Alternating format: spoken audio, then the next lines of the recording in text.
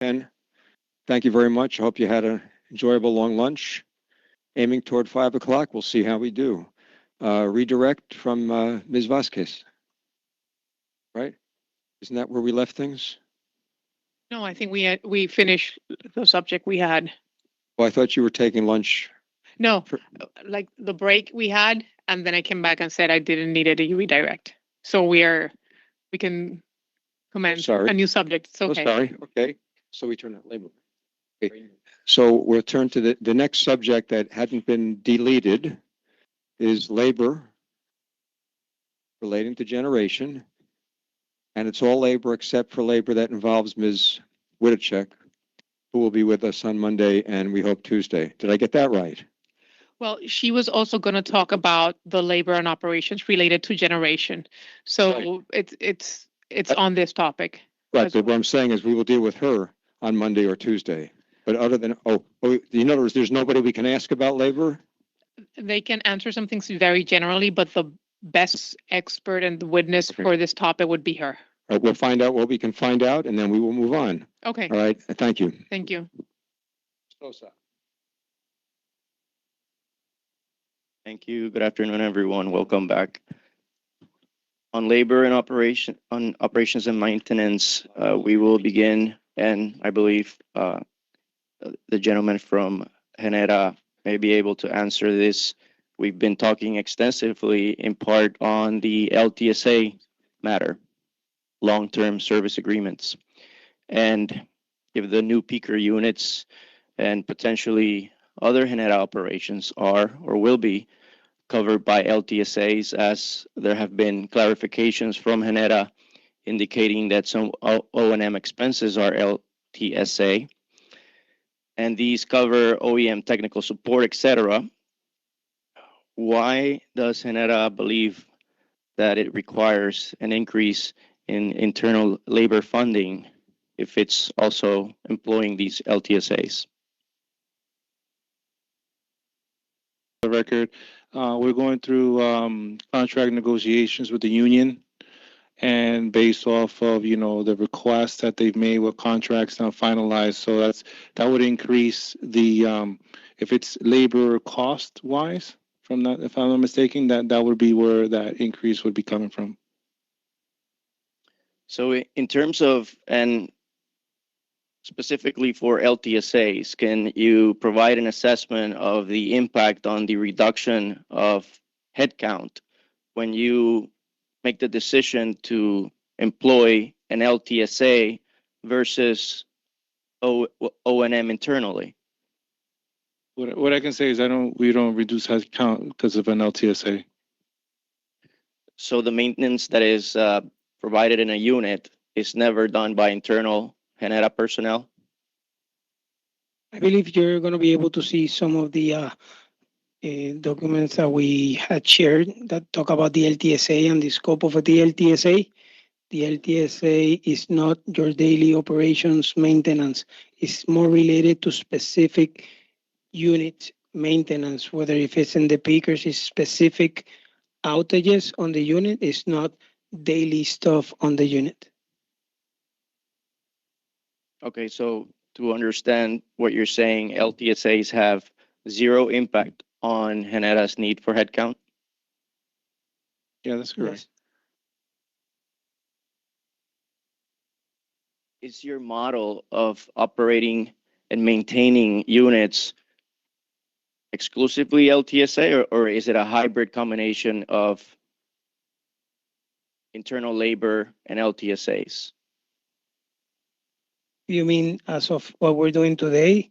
The LTSA is San Juan, and what the example is, they use their own workforce for everything except for the major outages where the vendor that owns the LTSA and is responsible for will come over and perform that outage. So there are units with no LTSA agreements, correct? Most of the units don't have LTSAs. Okay, so the fact that you add that, is it an extra warranty perhaps that doesn't impact the need for the same headcount? Is it basically an increased level of support, but it doesn't reduce your headcount on any unit. That's what I'm understanding. It would on a daily basis. That LTSA does not have people on site. They will only come for a specific outage, couple weeks in 2 or 3 years specifically, or a specific support for an troubleshooting event that you may have. A specialist may come over and support you. Okay. Sir, is there any potential, is there any substitutability between labor that's provided under the LTSA and the union members that you would, that you have? In other words, when you sign an LTSA, are they standard agreements by which you have to take everything that's on the menu and cannot say something like, well, we're going to buy 3/4 of a normal LTSA and the rest we'll supply with our own labor? Because I think I understood you to say that really there's no substitutability. Your LTSA does not affect the number of employees that you would hire. You follow what I'm asking? Because if there was substitutability, there would be some kind of difference. I believe what you're talking is a specific set of, I would say, agreement that would incur if you want to make an agreement that includes having somebody on site full time. You could probably do that. LTSAs tend to be pretty broad. We're not seeking that. The regular LTSAs that we seek is for specific support on the maintenance of the units and troubleshooting. Is not an operations, because what you're talking about is how do you reduce the people? You reduce the people if you have a full set of hands working on the unit under that contract. That's not what our LTSAs are. That would be more of a operation and maintenance agreement, a complete full operation and maintenance agreement, where somebody else would do the maintenance for you and everything. In this case, it's not like that. The operations, we own the operations, we run our operations on the LTSAs that we want to perform. It's just the part of the securing the necessary parts, the repairs, and the guarantee that the units will perform accordingly based on the support from that vendor. So I think what I understand is that the LTSA provides a specific set of expertise, types of expertise that is distinct from the expertise that would be available from your union employees. Correct. And you're getting that expertise as part of a package of maintenance that's specific to the type of unit that is subject to the LTSA. Exactly. Okay. The other question I had, which is unrelated to the LTSA, and it's, I guess, a sensitive question, but in your negotiations with unions, knowing that what you agree to, you would have to bring, you would ask for in rates, right? Yes? I'm not part of the union negotiation, so I couldn't. All right, but you're part of the rate. You're part of the process of asking for filing an application for rates. Yes. Yeah, and so, I mean, let me just get to the point. What's your incentive? Not that I want you to bargain down union members, right? I have a lot of friends who are union members, but what's your incentive to not? What's your incentive to produce in a negotiations with the union benefits and salaries that reflect a reasonable cost, rather than just agreeing to anything because the Bureau will have to recover it all in rates because it's a cost and we have to recover it? What's your incentive to bargain in a way that is economically efficient? Is that a Mr. Bayen's question? And I'm not suggesting you don't. I'm just curious.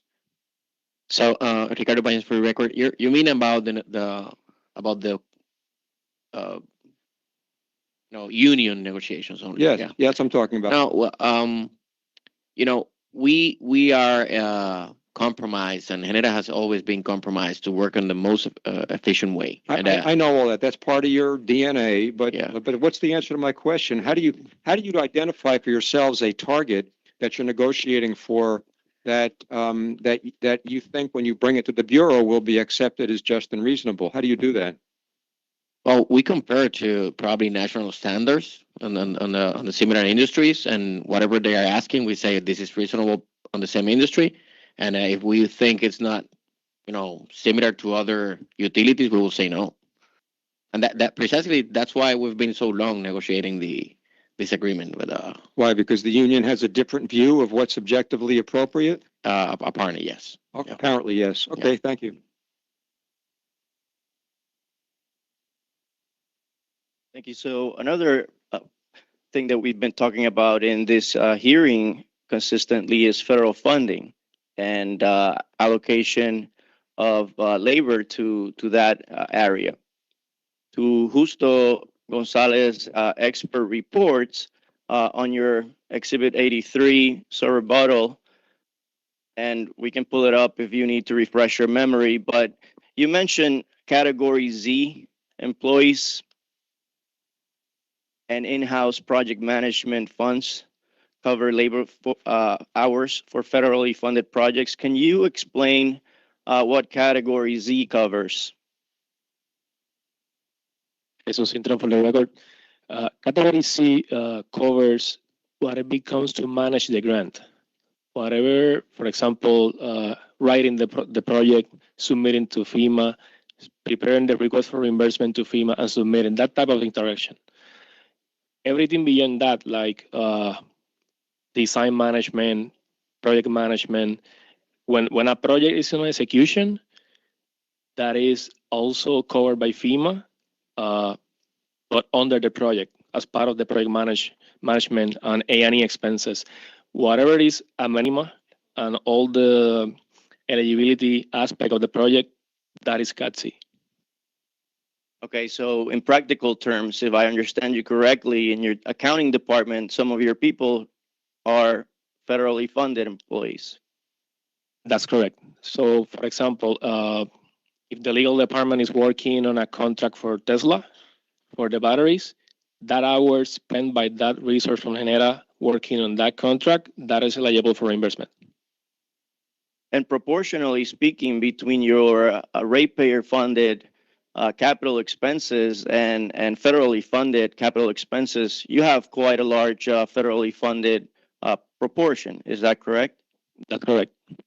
Is that the same reflection for the headcount in Genera in terms of who funds the salaries of these employees that are funded by those federal monies rather than by consumer monies? They are funded only partially. Every time that they spend an hour working on specific project for some reason, they can charge that hour through federal fund. But Genera's purpose or scope is to operate, not to do projects. So they can interact or work in a project, like let's say 1 hour at a day or 2 hours at a day, dependent of the situation. Yes, Mr. Payens. Yeah, Ricardo Payens for the record. It's for the CAT-C. It's important to know that it depends on the work you've done. It might be eligible for reimbursement under the CAT-C, but you have to enter it and be specific, describe the task, and then it will be reviewed by the recipient, that is Core 3, and they will decide, okay, that's eligible, I will reimburse it. But it's not because it is not necessarily by person or by headcount. It's depending on the specific task that a person is doing. And the way we do it in Genera, yes, we track it. People enter it. It goes through the our process of review internally, and then submit it if we deem it eligible. So how is the current budget petition on labor reflecting this federal funding portion that is actually paying for these hours of work for these employees? Like, for example, are you multiplying these headcounts by their total salary and representing that as the petition? Or does that reflect a reduction based on the hours that you're expecting for these employees to charge? If I may, these questions we'll have Maria Sanchez Braz and Ms. Jennifer Witashek, which are the best witnesses you could have to have a detailed response to these questions. I understand. Yeah. We'll table that for which. Thank you. So specifically on on your operations, if you're able to answer. If not, we'll table this as well. But Mr. Payens was referring to crediting specific hours. How does it work in the plans? How does it work in the field for you to, in practical terms, capture those hours accurately? Jesus intro for the record. If you refer to capture hours that can be eligible under federal funds, we have trained all the personnel in the plants and the P&L team, and Genera, we develop a platform for the personnel to enter those hours every time they work on a specific project that is federally funded, and those hours are captured, and they will and we train the team to how to properly document those hours. And from an operational perspective, in your day-to-day field work, these people are working 50%, 25%, 75%. In your experience, what percentage of the time are they working on federally funded projects? Again, if I may, I think Ms. Jennifer Witaszek and Ms. Maria Sanchez Bras are the perfect witnesses for this line of questioning, please. Understand. Thank you. Okay, let's move to the expert report's recommendation on consolidating the combined cycle to one stag unit. You recall our conversations around that possibility. Yes.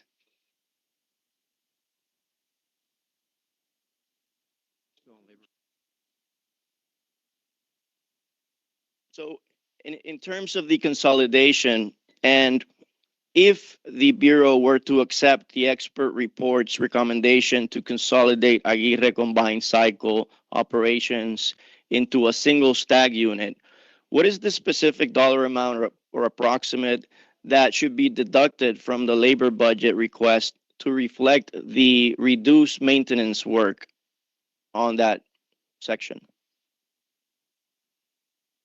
Well, first of all, the reduction will happen after the units are fully available and working properly. As you saw, we still have a big list of items to operate and bring those units back to service completely. So it's not, just in the flick of your fingers. It's gonna happen. Secondly, Aguirre already has a very combined cycle has a very reduced crew to maintain the site. You're talking maybe not even probably 10% of the current crew that you can reduce to still maintain a complete team to work based on safety and things like that. You sometimes need 2 people for specific jobs, maybe 3 based on safety regulations. So you can only split the teams so much. So the reduction will be very short. We will need to verify it, but I don't foresee it being excessive, at least in the next 3 years, until the units are in good operating order anyways. Mr. Quino, if you can help me clarify, you mentioned 10%. Can you repeat that part on the 10%? What is that 10% figure? Out of the top of my head, trying to remember how the labor force would be, maybe a 10% if only one stag was operating. Okay. And you're also, today we were talking about decommissioning projects. What other assets that are consolidated or decommissioned during this rate keeps period are expected to have a downward impact on the labor needs?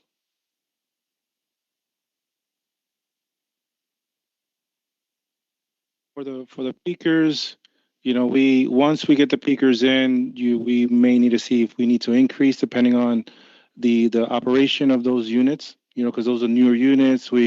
Once we understand how they operate and so forth, that'll give us a decision whether we need to increase or if we could stay as is, a status quo, or we could attrit depending on the situation. So once those new units come in and we really understand how they operate, we'll know, what the manpower would be.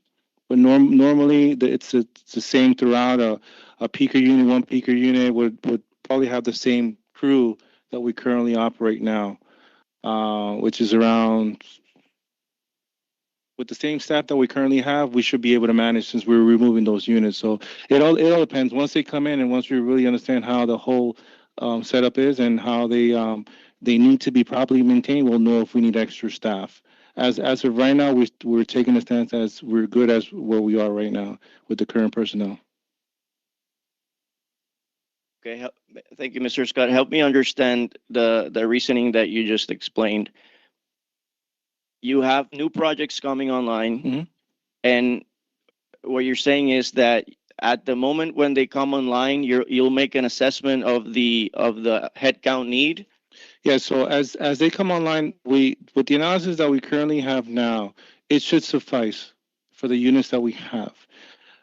Once we see the type of maintenance, because right now the units that we're currently operating for the peakers, they're being minimally maintained, right? So these units will require, since we're getting them under LTSA, we should be okay for a few years in how they're operating. And then once we get the full understanding on how they operate, we'll see if we have to make an adjustment to the headcount. We're looking at it and comparing it to the current TMs that are there right now, where there's a lot more individuals on the TMs. But depending how they operate, they may not operate the 24 hours a day. They may just operate as peaking units. So with the current staff that we have, should suffice with the for the manpower.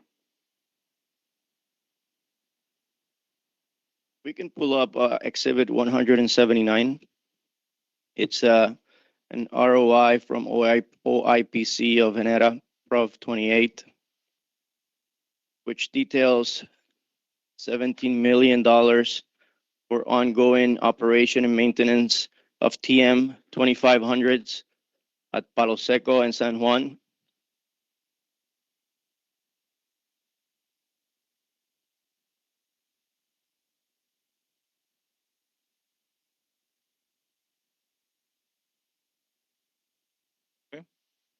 According to this response, $13.8 million of the $17 million are allocated to professional services.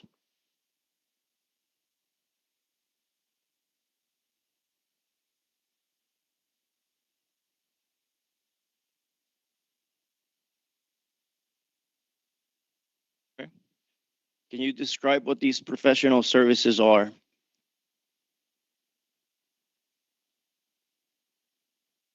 If I may, Mr. Sosa. Yes. Yesterday, in response to the PREP's ROI, we submitted a breakdown of all the services related to the TMs.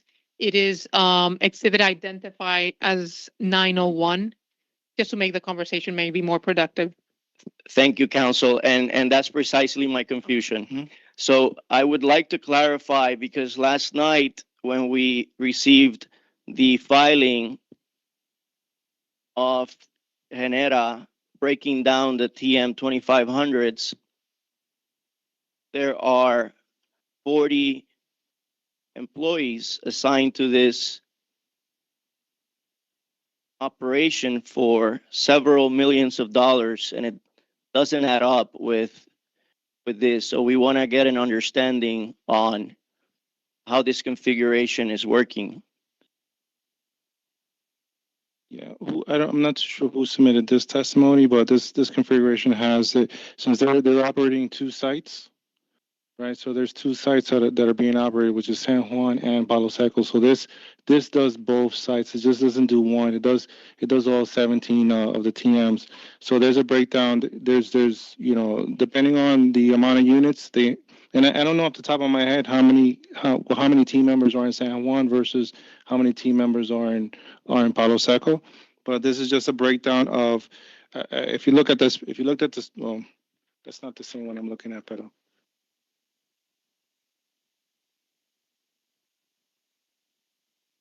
if you look at the breakdown, the current breakdown that we have that we resubmitted, You're referring now to Exhibit 22.3 Rev. the other one. Exhibit 901. So Exhibit 901 is the one from last night, correct? Yeah, that's 901.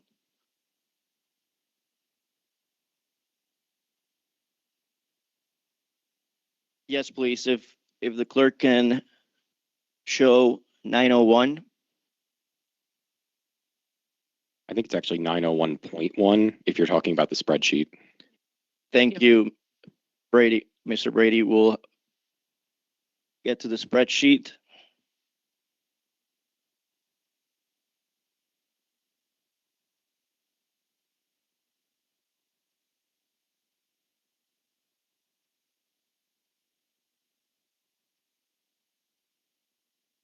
If you, To the clerk, I think you're not sharing.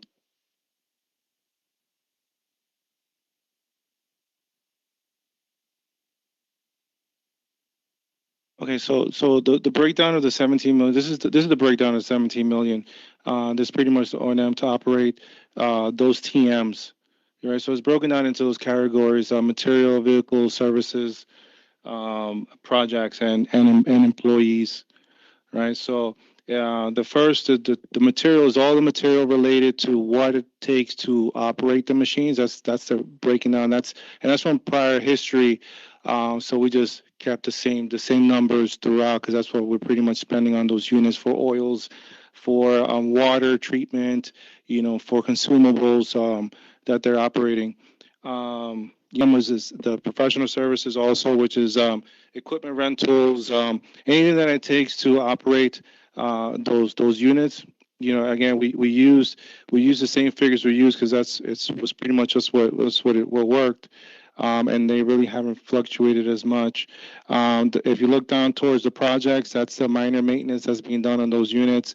Fuel nozzles replacements, borescopes, the annual audits. The only thing that's not here because it's hours based are the major inspections like the hot section inspections and the engine generator rewiring turbine work.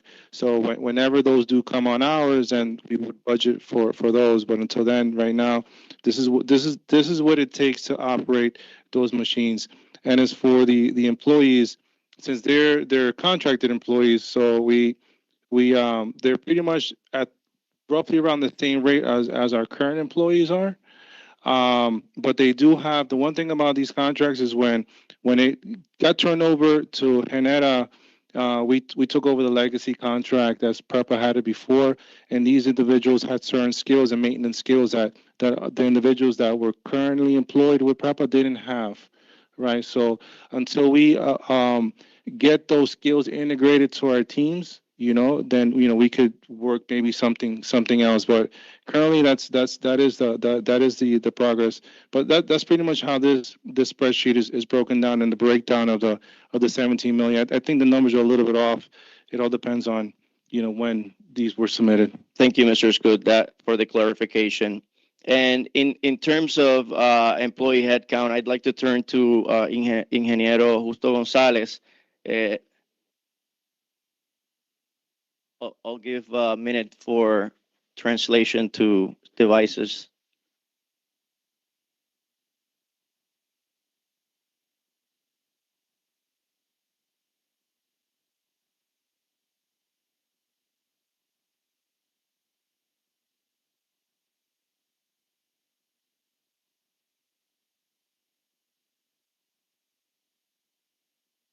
Well, they changed that. This is Commissioner Torres. When you say that these are contractor employees, they're not Genera employees. No, not for the TMs. So these are, Yeah, those Contract. those are contracted employees. thank you.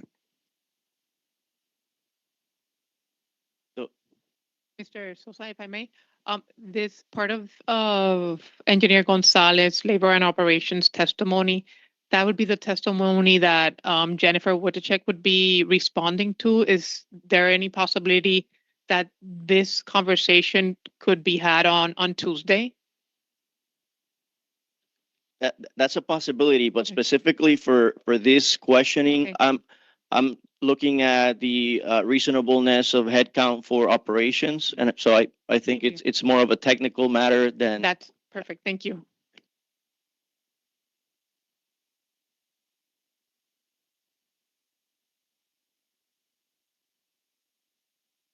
This is Commissioner Torres again. This is for Attorney Vasquez. It's just that what you sent last night, it says LTSA, PPS, and peakers.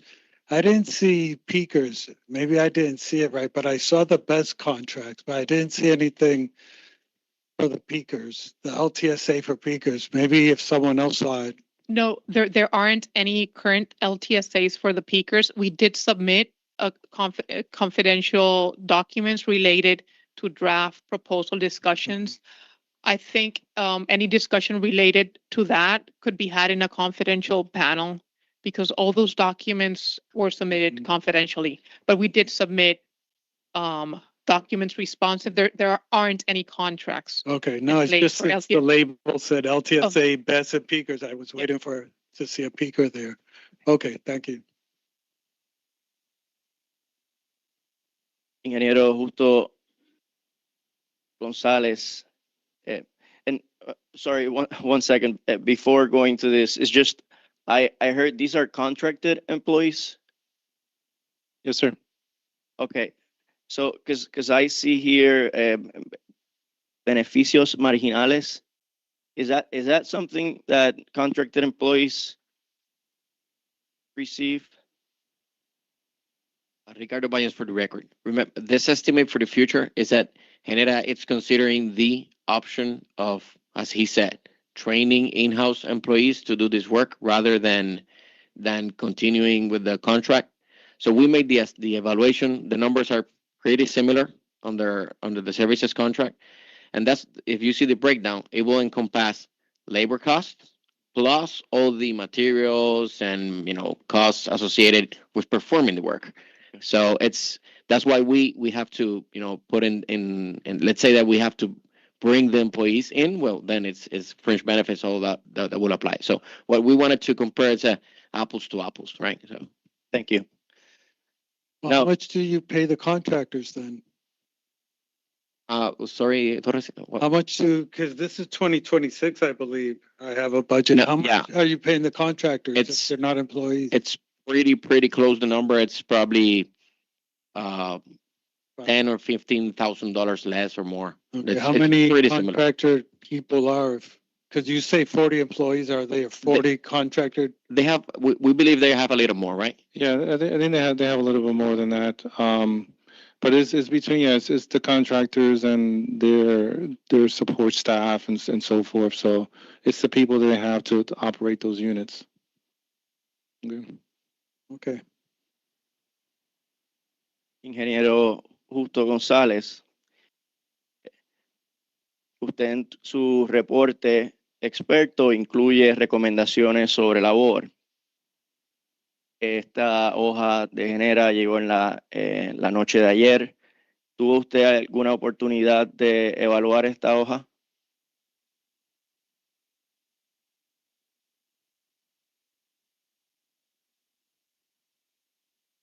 Sí, me llegó ahora por la tarde, el mediodía. Tuve más o menos 5 minutos de hojeándola. En términos de la cuantía de labor para la administración de estas unidades, ¿es consistente con una cuantía razonable?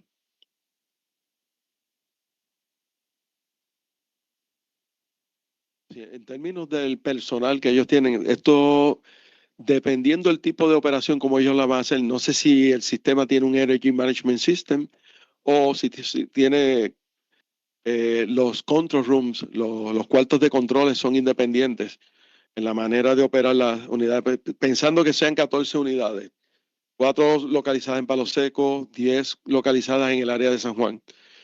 El tipo de operación, ¿verdad? Va a definir cuántos empleados operacionales necesitarían. Viendo si fuese un área centrada, digamos un control room, posiblemente con una persona, pueda operarse el control de ellas por turno. Y si va a operar en 2 turnos, ¿verdad? O 3 turnos, si son 2 turnos, pues va a necesitar, por ejemplo, algunas 7 a 8 personas para que estén rotando esos turnos. Bueno, para un área y para el otro, ya llevaría más o menos cerca de algunas 11 personas, de 10 a 11 personas. Si fuese en 2 turnos, de esa manera y con un Energy Management System o un DCS o un control centrado, donde puedan arrancar las unidades desde un solo lugar. Si son cuartos independientes de control, pues entonces ya es una operación que es un poquito diferente, ¿verdad? Un poco más complicada en el sentido del arranque de máquina, porque tendría que ir máquina por máquina.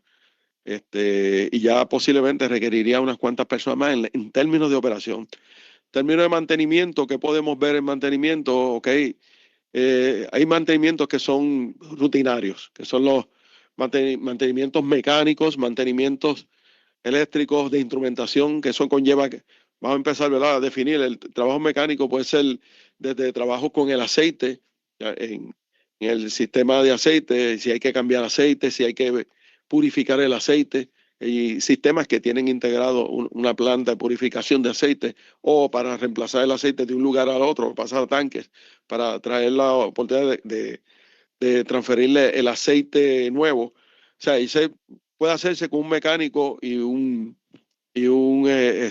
ayudante. Obviamente, pues no pensamos que se van a hacer las 14 unidades. Pues coge una semana que voy a estar transfiriendo, haciendo los cambios de aceite, ¿verdad? En el caso que sean trabajos como ese, rutinarios mecánicos, el trabajo eléctrico, pues empezamos posiblemente en un electricista con su ayudante. No sé la configuración que ellos tengan, ¿verdad? En términos de electricistas, ellos han hecho un poco de unas consolidaciones de posiciones. Sí, posiblemente el mecánico ayuda al eléctrico como el eléctrico al mecánico. Pero pensando en una configuración normal, pues un electricista con su ayudante. En términos de, ¿verdad? Y revisando los circuitos eléctricos, puede estar ahí toda una semana completa en las 14 unidades verificando en el área de San Juan o el área de Palo Seco, y depende de la configuración. Si el personal que tiene para San Juan está dedicado a San Juan, o si el personal que tiene para Palo Seco está dedicado a Palo Seco, o tiene un grupo que se mueve de un lugar a otro. Que ver, ¿verdad? La configuración de trabajo que ellos tienen respecto a eso. Por el otro lado, si necesito un instrumentista para las calibraciones, verificar calibraciones, o un instrumentista con su ayudante, y si tiene uno en Palo Seco dedicado con su ayudante y otro en San Juan, o es el mismo que una vez hace las calibraciones en la unidad de San Juan, pasa a hacer las calibraciones en Palo Seco. Todo depende de la configuración. Yo, en términos de 40 empleados, ¿verdad?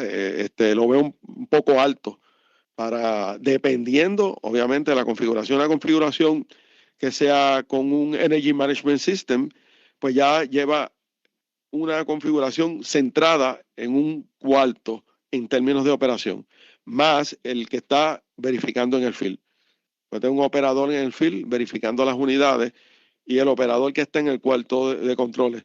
Pues son unidades que pueden trabajar como pick unit, pero también pueden, debido a la emergencia, pueden correr más tiempo. O sea, yo recomiendo que yo dé una explicación más o menos cómo es la distribución del personal, cuál es el tipo de turno que ellos tienen, ¿verdad? Si tienen turnos 24 horas, que yo entendería, posiblemente los tienen. ¿Cómo están? Si están divididos en 12 horas. Entonces, si tiene un grupo en Palo Seco, independiente de San Juan, en términos de mantenimiento, o un grupo centrado que coge Palo Seco y San Juan. Si ellos explican eso, nos da un poco más de visibilidad para que nuestros comisionados también puedan entender. Muchas gracias.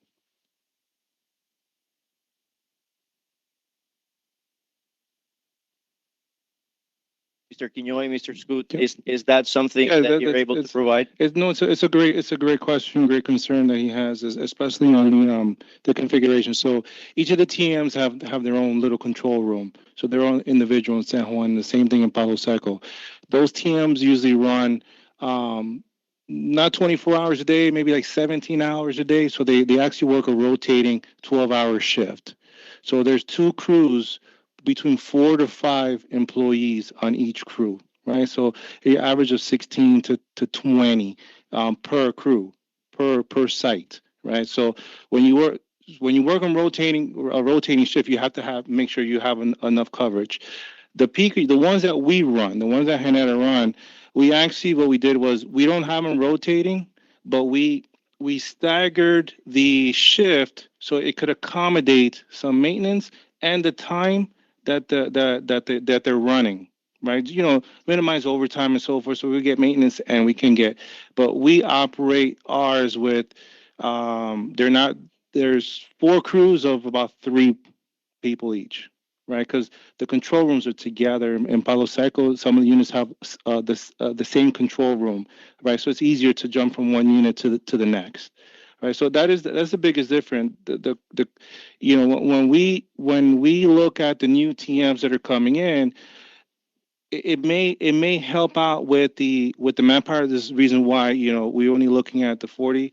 Maybe we can reduce it. Maybe we don't need to work them 24 hours. Maybe we can change the schedule. So it all depends once these units come in and how Luma's going to decide to run them. Because we had a schedule where the guys were working from 8 to 5. Well, the peak is from maybe 6 on. So the guys will work 24 hours, right? Because we didn't have that coverage, so we had to make the proper adjustments. Because it all depends what happens in the system and how they actually operate. Normal peakers should operate from the peak 4 or 5 hours a day, but sometimes they run a little bit longer. These TMs are pretty reliable because they're the newer units, and they tend to run a lot longer than the ones that we currently have. I don't know if that answers the question. Thank you, Mr. Scott, for that detailed answer.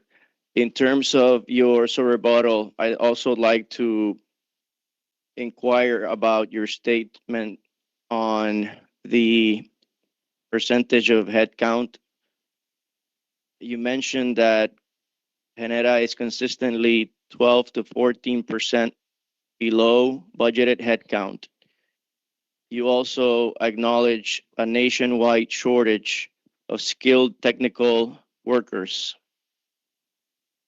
and that opening below budgeted headcount reflects prevailing market realities.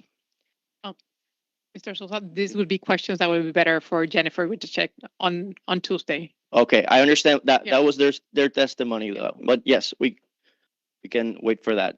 Thank you. Absolutely. Yep.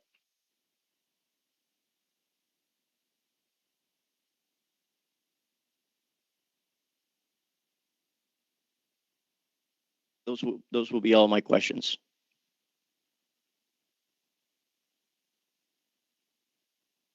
We have cross-examination on this topic. Yes. Please.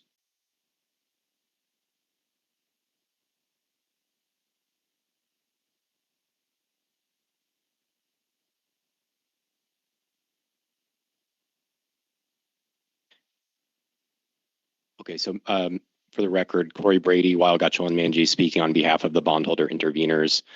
Mr. Quinoy, a few moments ago when we were discussing the peaker LTSA, do you recall saying that the maintenance is for specific outages and not the kind of daily maintenance? Yeah, well, the definition of an LTSA should be that. Otherwise, it will be an O&M agreement. Okay, so I'm trying to reconcile that with what is in one of these new documents that was produced today, Genera Exhibit 901, and I'm looking at page 2 of that. I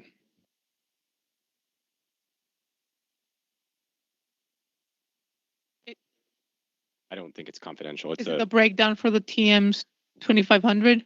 it's kind of like an ROI response. But is it for the TMs 2500? I think it's the cover to that Excel that we were looking at earlier. Yeah. That's public. That's fine. It's yeah. a 901. Okay. Does the witness have the document? Yeah, if we could pull up Genera Exhibit 901. 901, please. And go to page 2 of that. Tell us after you've reviewed it and ready to answer questions. It looks like Mr. Scoot signed it, so maybe he's the right one to be answering, but please, either of you. We see it. Okay, thank you. And in the response number 2, it says the amount of 17 million and change, which I won't read the whole thing, corresponds to the ongoing operation and minor maintenance of 14 temporary generation units currently in service. So to me, that sounds like that is the kind of daily maintenance, but you're saying it's not. So can you help me understand that? So that's not an LTSA. Okay, so The TMs don't have an LTSA. Maybe where you're looking at is for the new ones. Is that for the new ones here? Okay, so this is the O&M breakdown on the TMs. That's correct. Okay, and that's not an LTSA. That's correct. So then when you were talking about LTSAs earlier, which units were you talking about? I think it was a general question for them to understand what would be included on an LTSA. That's what you asked, right? Okay, and well, I'm just trying to understand. So which of the units are under an LTSA? The ones you were talking about? The only LTSA that we have on the budget is San Juan's 5 and 6. Okay, so that's the one you were saying doesn't include maintenance, minor maintenance. Exactly. Okay. And the TMs do include minor maintenance, but not major maintenance. So it's kind of the flip of what you were talking about. But they're not an LTSA. Okay. So it's a completely different thing. Okay, so I had a couple other questions on this document. In the part that begins with a 1, the response that begins with a 1, it says the personnel currently operating the units were transitioned from PREPA.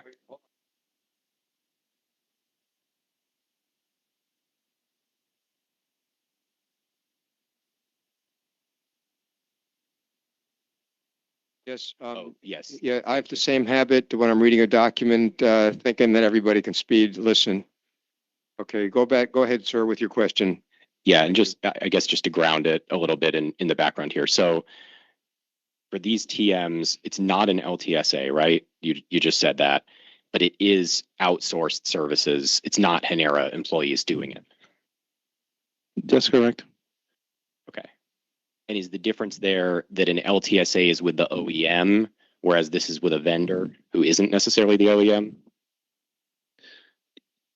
Yes, this is one of the contracts that we inherited when we came over from PREPA. So we just tagged along.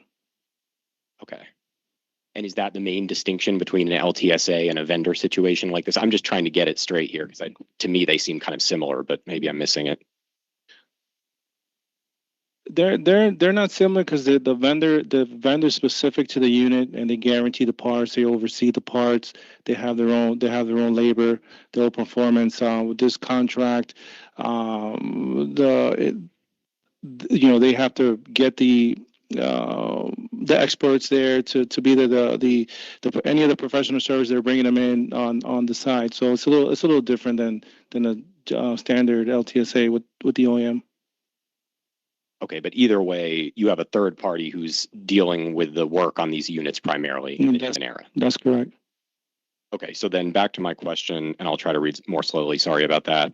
So it says the personnel currently operating the units were transitioned from PREPA, and no Genera employee today possesses the OEM level operational or maintenance qualification required for the TMs.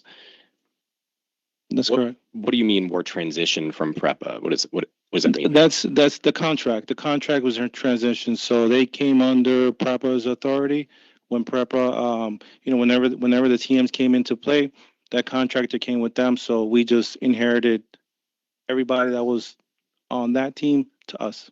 Okay, so when you say the personnel, you mean the third party? The contract person. That's correct. Okay, I thought you meant people at Genera. No, the contract. Okay.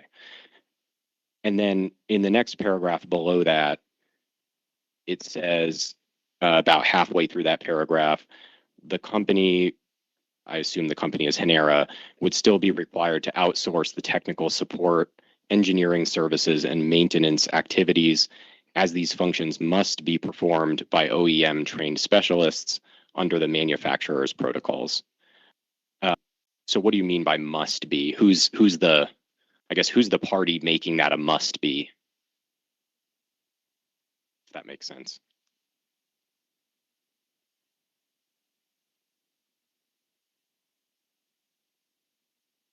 Whose judgment is it that says it's obligatory? Your judgment, the OEM's judgment, Mr. Brady's judgment, whose judgment? I believe the comment here is the technical support is what we meant. Specialized labor. You're going to remove the turbine. You need to have the specialized labor to remove the turbine. You need to do some technical required that activity that the team does not know, then that needs to be an OEM or somebody at that level. Right. No, I understand the need that you're saying you have. What I don't understand is this answer says must be performed by OEM trained specialist under the manufacturer's protocols. And what I'm trying to understand is the manufacturer of that unit telling you that has to be the case? Is the vendor telling you that has to be the case? Is Genera deciding? Like, who's deciding it must be done that way? Ricardo Valles for the record. What they mean here is that the operation of the TMs are kind of different of the ordinary operation that our staff performs.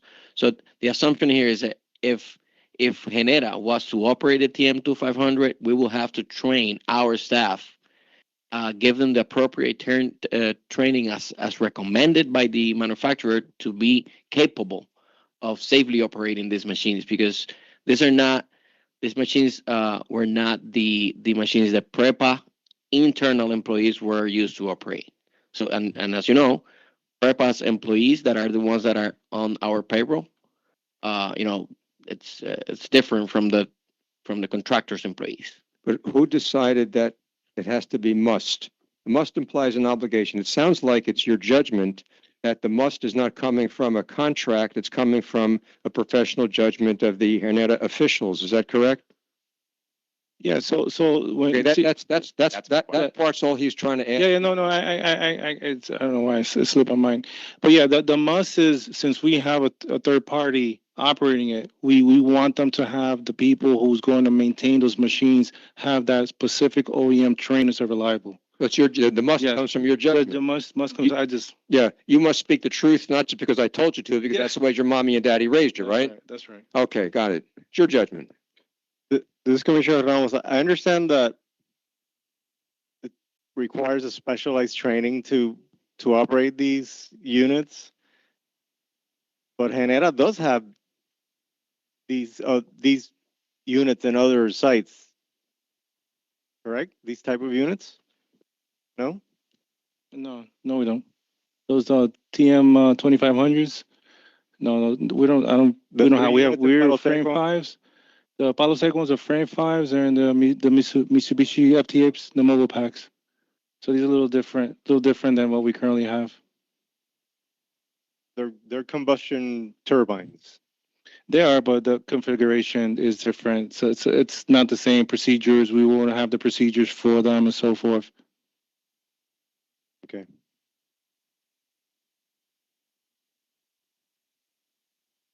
Yeah, proceed. Okay, so then this is a follow-up to what we were just discussing. I think I know the answer, but I just want to make sure. So if it's Genera's judgment that you have to do it this way, I'm focused on this must language. It isn't going to be the case that like the OEM is going to come in and say, you had a warranty, but because you didn't do it this way, your warranty is voided, right? That's not what you mean by must. Ricardo Valles for the record. The problem is that there are operation and protocols to operate the machines. I'm sorry. It's getting a little later in the afternoon. I know everyone wants to leave by 5. Well, I cannot answer with a yes or no. It was a complex question. I'm sorry. Well, is there currently a warranty on the units from the OEM? I'll have to check now. Okay, so you don't know if not doing things in this way would void a warranty, or if one even exists. I don't know if a warranty exists. Okay. Does anyone on the panel? No. Have you ever filed a warranty claim on these units for any issues they've had? No, that would have to be more of a proper question if they've done that before. Okay, and they're the last. No, these I don't think these are new. No. Yeah, so I don't think these are new. No, they're not new. I'm not too sure when they came in 2017 or something like that. So I think they came from the desert. okay, and in your experience, a unit of that vintage probably wouldn't have a warranty? Probably not. Okay, thank you. And then moving back down to the bottom of the page where it's talking about minor versus major maintenance, it says major maintenance is not included within this amount. So could we go back to 901.1, the spreadsheet that was up? Hopefully it's still up. 901, please. 0.1. 901.1. And rows 38, 39 for the bottom.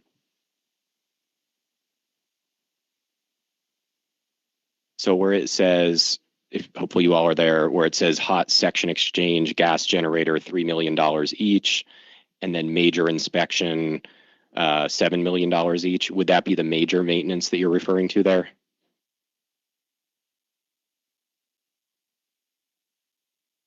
The hot section exchange and the major maintenance, yes, that's the major maintenance that's not included.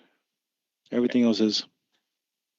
Okay, so those two items are not included in the 17.06 million total. That's correct. Okay, and then scrolling up to line 6. There's a 1.7 or Planta Demi Contrato O&M. Yeah, What is that? that's the water treatment plant. When those units came in, they need water, purified water.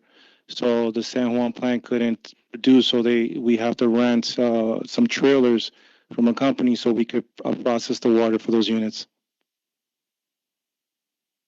Okay, going back to the whole hydro discussion we had, is this water that could be supplied by the dams or no? No, the quality of the water is not good enough. You need ultra pure water to put into these machines, so they have to go through a RO system to clean them up to get them enough grade so they can operate properly.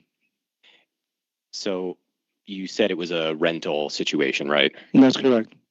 And it's 1.75 million a year every year. And that's correct. Did Genera analyze whether it would be more cost effective to purchase that equipment instead of renting it? I don't think we have, but we're actually trying to work a project to see what we need to do to upgrade our current system to see if we can supply water to it. But that's just in its infancy stage now. Okay, so it could be that it is more cost effective. Yeah, and it will be more cost, but it's a project that we're taking into consideration to see how we can reduce some cost. Okay, thank you. And then going back to Exhibit 901, the letter or the ROI, and page 3.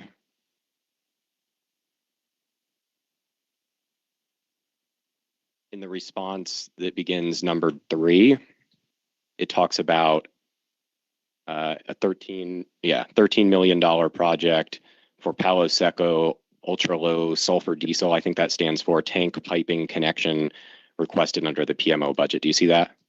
Yes, sir. Is that same project that we talked about the other day that is conditionally approved under the Clean Water State revolving funds? I'll have that question, Ricardo. But yes. Okay, so that 13 million is conditionally approved. The money's not in the revolving fund yet, but when it arrives, it would potentially not be ratepayer funded anymore. And that's what we hope. Okay. So, excuse me, again, on that subject, this is a recurring issue. If that money rolls in after the Bureau in April has set rates that everybody has to pay that are based on the money not rolling in, we're going to need to figure something out about that under our current statutes. And so I really, that's among the types of things I would like to discuss on Tuesday to get some creative thinking. You know, either that money goes into a restricted account to be used for something else, or it goes back to the ratepayer through some kind of refund, or that's about it. Because what it doesn't do is just get spent on something that hasn't received some kind of approval. Maybe you ask the Bureau to make a list of projects that are shovel ready for which that money could be used without having to come back. There are a variety of creative ideas, but this is one of the things that's unique about Puerto Rico. I don't have this anywhere else in the country, but if we find mechanisms to handle this, a lot of controversy disappears. Because the concern, as you've heard again and again, is are we taking ratepayers' money unnecessarily and without accountability? Thank you. Thank you. A few questions about the budget in this labor operations and maintenance department. We could pull up Genera Exhibit 23, just to have it there. In your testimony, Mr. Scoot, you break out this budget into several categories, right? You recall that? Yeah. You have a page? Yeah, it's not up yet. It's Genera Exhibit 23, Mr. Scoot's direct testimony. And we'll be going to page 18.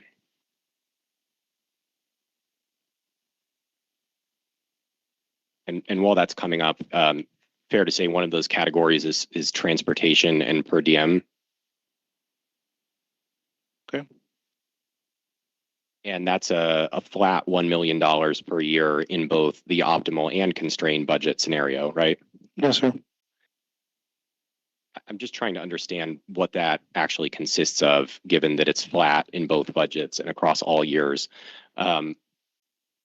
Transportation includes fuel for vehicles, right?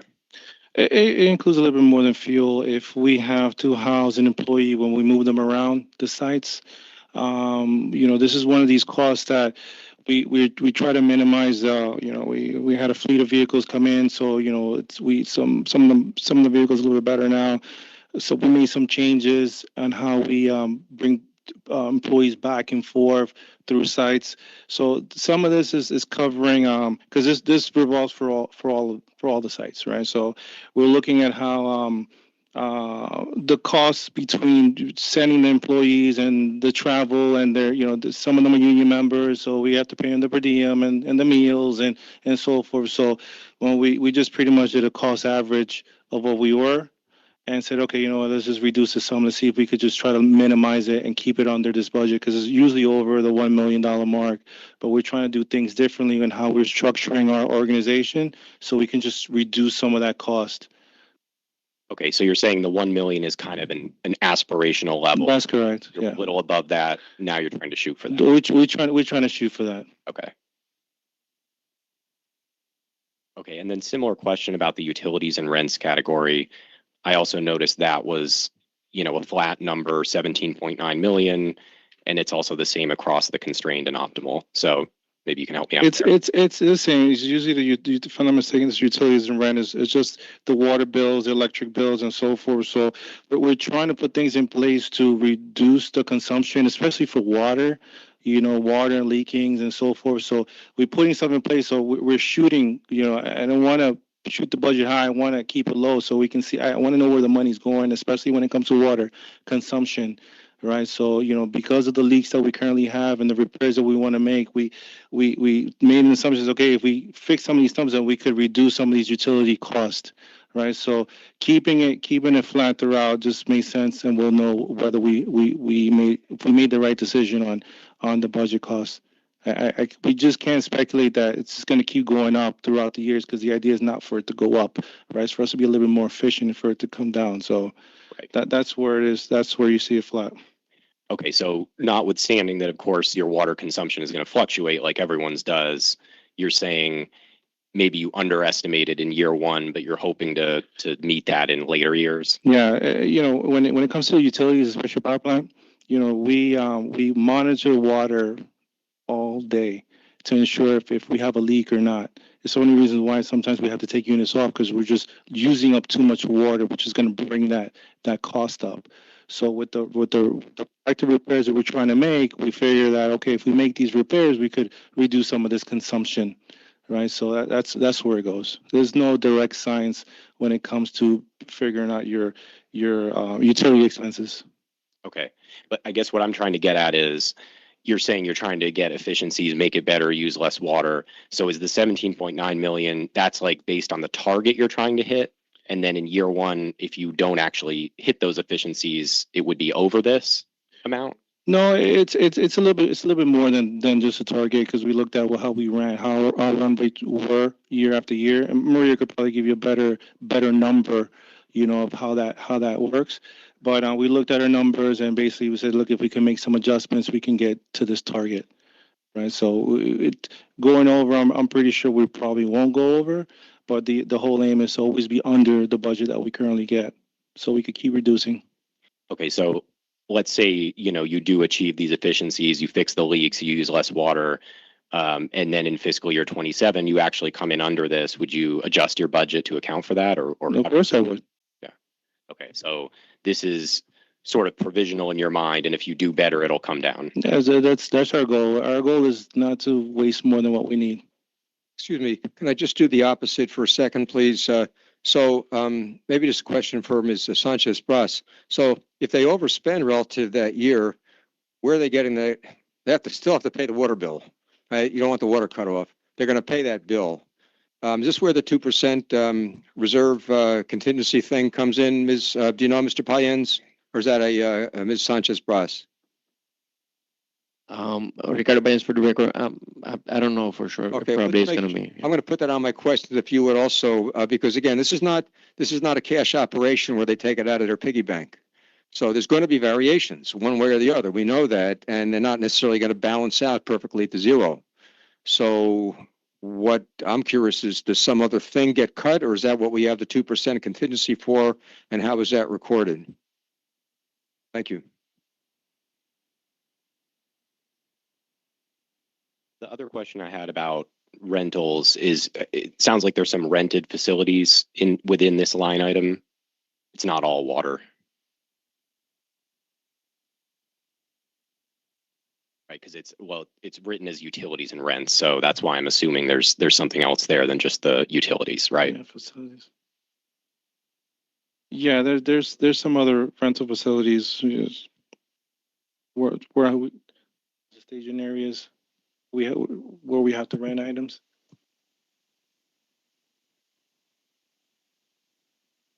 Okay, and so given that it's the same on this item from optimal to constrained, did you look at whether you could reduce the number of rented facilities you had, maybe consolidate them, or if there were any that were not being utilized for the constrained scenario?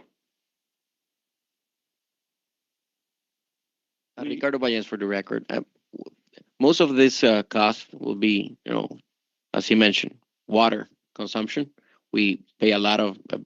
We don't have that much. That we, from the top of our mind, we don't have that much information on rental facilities that we pay. So saying that we can find efficiencies there, it's we don't see that much. Okay, yeah, so if we could go to NEPR Exhibit 23, maybe it'll help to ground what these are. Page 19, line 16.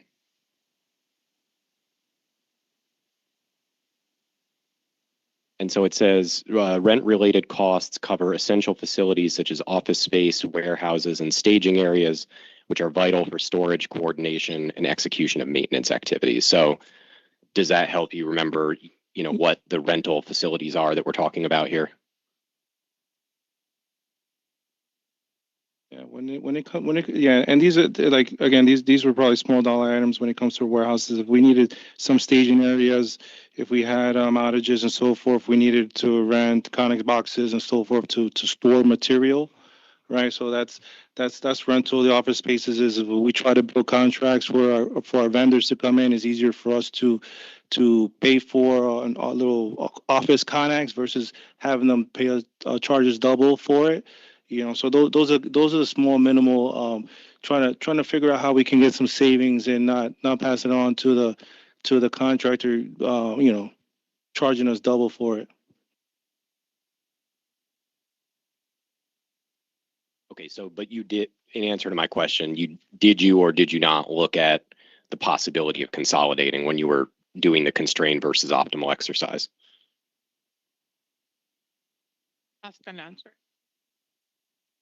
I may have just missed the answer. It's I'm sorry. all right. It's not like he does this too often, and we just want to make sure we get a clear answer. Thank you. Yeah, the most of it is water, right? The difference wouldn't have probably been too much if we decide not to rent anything, but the majority of the cost where it comes from the 17 million it's water usage. Right. No, I get that you're saying it's a smaller portion. I'm just asking, did you do an analysis on the rental facility? No, not really. Okay, thanks.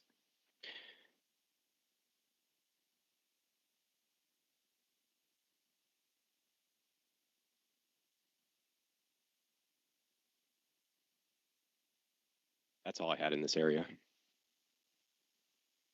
This is Commissioner Ramos. Regarding the breakdown for the O&M contract for the TM operator, operation. Is this a flat rate that we pay a monthly fee for? But you can't hear me?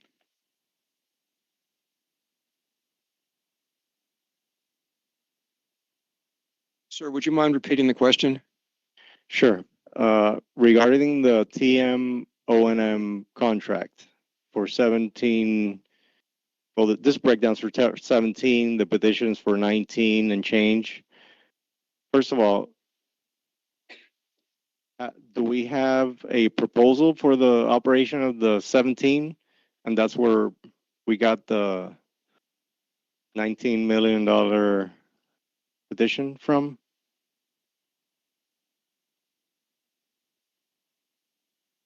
On the exhibit 22.3, it's $19 million. Let's see. 19,079. Second year it goes up slightly.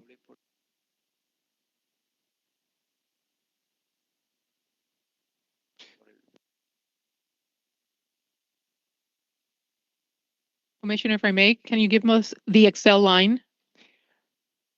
Sure. Out of the, in the 22.3? Yes. Sure. It's 245. It says temporary power, it says O&M temporary power. It's for 19. The exhibit that we're looking at that you just filed is for, I believe, the exact amount that was in the budget for 2025. Fiscal year 2025. So, I believe the 17 that you're talking about was the provisional rate that was given to us, if I'm not mistaken. Yeah, that's what's going on now for the 14 units, correct? Essentially, my question is this a flat fee that we pay? And the reason that I'm asking is because there seems to be a lot of line items here that could be variable. For instance,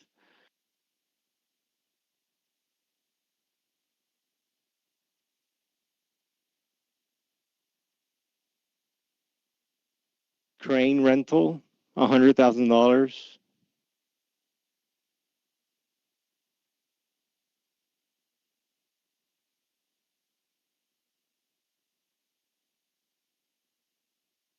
Certificación sistema contra incendio, $200,000.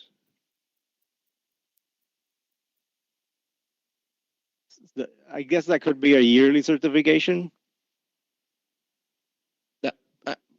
Yeah, Ricardo Bañez for the record. Remember, Commissioner, that contract that it's in place, that's a contract that was inherited. We didn't negotiate the terms. We believe it's a lump sum. I understand. That was my first question, and I didn't get an answer.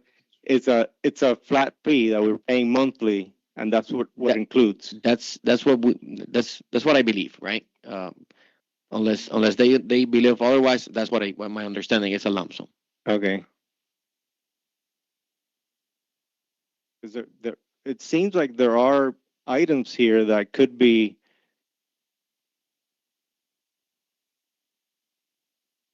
shared within, Genera's operation. See, because they're in the same site, and perhaps some of these items could be like a pass-through expenditure. If I spent this much, because I understand the specialized training that the technicians need, and there's lubrication. There's parts that seem like you have to do a cyclical maintenance on, but there are pretty significant parts or line items in this spreadsheet that might or might not be incurred. Is that it's what I think. One of the line items is shoes for the employees. I understand that this was an inherited contract.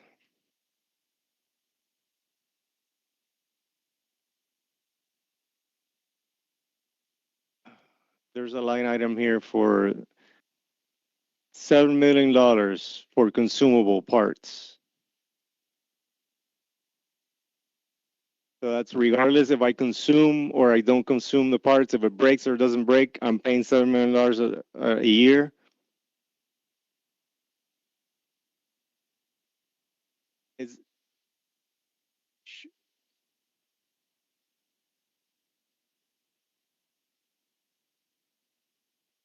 Okay, I have a question. Renting. For instance, out of that $7 million in parts a year,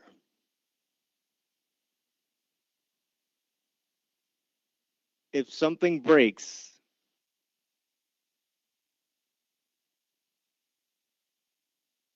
other than a major inspection, it's covered, right? Is that? Yeah, that's if it's other than a major inspection, that should be covered under that. Anything's covered. If I may, Mr. Commissioner, Ricardo Bañez for record. As I mentioned before, remember what we did in this breakdown is that we try to compare the cost that we estimate if we are going to operate the equipment. What we estimate will be the cost for operating this machines on our own. So it's not that this is not, we're not saying that this is exactly what the contractor is spending, but we're trying to calculate based on the experience what we expect to happen and how much spare parts, for example, we're going to have in hand if we are operating the units. Oh, I believe I missed that explanation. So you're saying this was the spreadsheet Genera made trying to reach more or less than the number that you're paying the contractor for. Ricardo Bañez again. That's why we break at the bottom, we broke down the labor costs. Mm-hmm. So what we expect if we have to bring 40 people to operate this, what will cost us? Mm-hmm.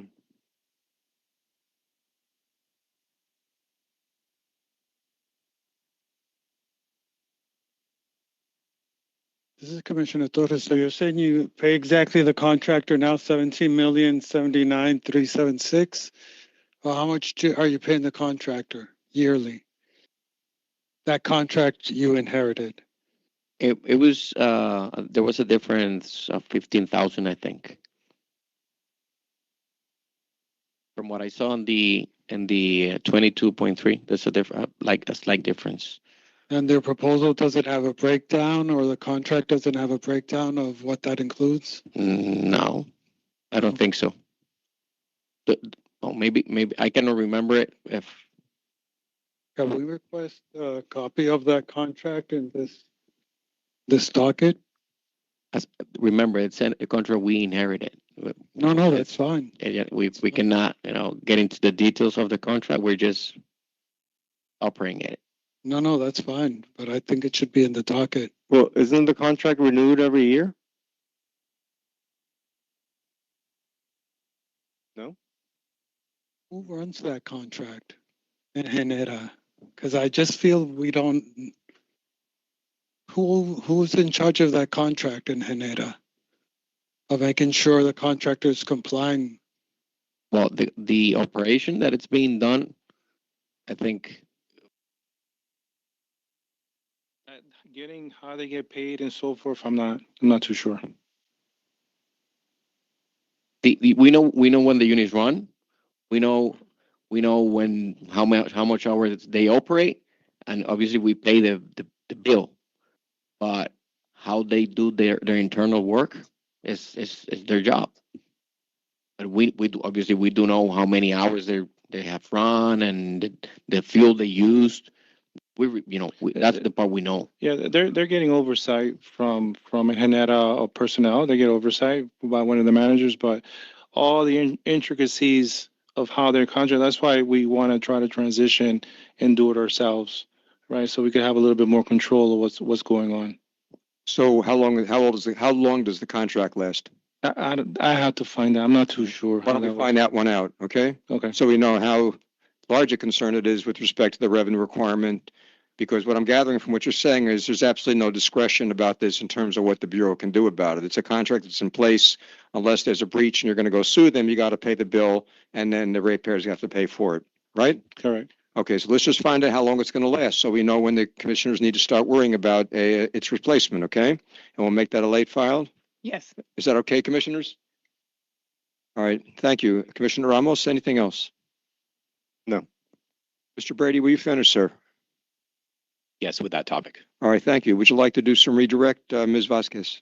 Oh, sorry, any other cross-examination? All right, Ms. Vasquez, your turn. I don't have any redirect. Okay, let me take a look at the clock.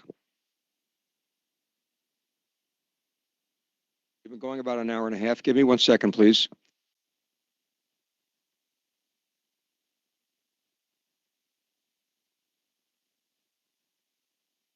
Excuse me, Mr. Humphrey, I do have one question. Of course. Thank you. This question is either for Mr. Quinoy or Mr. Scoot. Earlier to questions of Mr. Sosa, you testified that you thought there would be more or less 10% reduction in personnel if one of the stack units in Aguirre would be shut down. Is that 10%? Can you explain where that number, what that number would represent? Is it employees from Aguirre? Is it employers from the operations count? Yes, currently the after the reorganization that we have done this year, the current crew in Aguirre combined cycle is if you want to call it very lean already. So by talking about 10%, we're talking maybe 3 or 4 people that could probably be reduced based on the current amount of employees that we just have for that one, as we have already done some realignment and reduction. That'll be all. Okay, so here's my thought. Sorry, was there Mr. Brady? What? I just had one follow-up on that. So when you're saying it would be, for the record, Corey Brady, speaking on behalf of the bondholder interveners, when you're saying it would be 3 to 4 people reduced, you mean from the current level at Aguirre? At Aguirre combined cycle, yes, specifically the people that oversee those units. And a number of the units at Aguirre are out of operation right now, as you've discussed earlier, right? They're in maintenance right now, yes. Okay, so if the 2 stacks were not consolidated, as Engineer Gonzalez proposes, you might have more employees at that site in the future, right? Not Can you necessarily. repeat that again? Just because. Can you repeat that again, please? Well, I think Mr. Scoot was answering. Just repeat the question, Yeah, please, sure. sir. So what I'm wondering is if the 2 stag units are not consolidated, as Engineer Gonzalez proposes, is it possible that you would have more employees at the Aguirre site in the future than you do now? My belief is that the realignment that we did was based on the needs of the plant. That will have to be assessed. If the amount of hours on the units increases or anything else changes, we may need to reassess that. Right, because under your plan, you want to get more of the units at Aguirre back online, right? I want to fix the units that we currently have down, correct? Right. And if you have more online, you may need more employees, right? The assessment is for the current units that are going to be running. So yeah, for all 8 of them. Okay, so the reduction under Engineer Gonzalez's proposal could actually be more than 3 or 4 people from that future number. I don't think so because we already realigned the team. They're running really thin already as it is. Yeah, let me try it again. So right now you're saying 3 or 4 people reduction from current levels, right? And then you just said if your plan is proposed, you would have more people than that because you have more units online. No, I didn't say that. What I said is my plan is to have the people that we have running all 8 units. Should there be a need because the units are not running peakers and are running more hours, we will need to reassess because they're having more wear and tear. Based on the current use of the units as peakers, I believe we have a right number. Okay, I just want to make sure I understand. You're saying there's no correlation between the number of units you have operating and the number of employees on that site? There is a correlation between the amount of units and the use that you have for those units. Okay. It's not the same running 100 hours versus 500 hours. You have wear and tear and more work on the units. Yes, I understand that. But as of right now, many of the units at Agira are offline, right? Like you said. Objection asked and answered. Answer the question, please. Do you understand what I'm getting at, Mr. Quinoy? Not really, because I'm already planning on still working with the units that are going to be fixed. So there's still 8 units that we set up a team to work with. So I don't understand. Well, when you have a unit online, you need people to operate that plant, right? We have those people For the offline plants. for everything right now, for all 8 units, yes. So you're saying you're overstaffed, right? No. No. What he's trying to say is even though those units are off, there's still people performing work on them. The current people that are there. We reduced the staff to the 8 units that we currently have right now. Even though we have 2 units in outage, 3 units in outage, the staff is still there, still supporting the other running units. If we were to consolidate to one stack, yes, maybe we may have to reduce the manpower. We're not going to overstaff to have. But you got to remember something also. We also have the batteries too. They're coming into Aguirre. So it's not about overstaffing. It's about, okay, you know what? If I consolidate, I'm going to move these guys over here to go work on the batteries, right? So it's a shuffle. So we have to, not necessarily because we could, decommission you. We could repurpose the individuals somewhere else where we're best fit. Okay, thank you. Okay, colleagues, we have a couple of choices here. It's 3:40. We've gone for about an hour and 35 minutes. Mr. Sosa tells me his questions on the final area for today are about 30 minutes. Seems to me taking a long break now would be spending money on repair when you're going to decommission the plant. It'd be rather spend the time at home than here. On the other hand, we could take 5 minutes to stretch our legs, or we could just go barrel right through. I'll need about 7 to 10 minutes max at the end to discuss some housekeeping matters. Prefer just to keep going and get done, or prefer to take a 5-minute break? And thank you for the reminder. It's 3:40. You're going to miss it, but you won't need it because you'll be headed home pretty soon. What about the witnesses? You're the ones who've been working hard all day. The rest of us are just sitting around, except for Mr. Soso. Do you want to go? You want to take 5 minutes? You want to keep going, sir? Okay, I'm going to have you come back at 3:45. Thank you.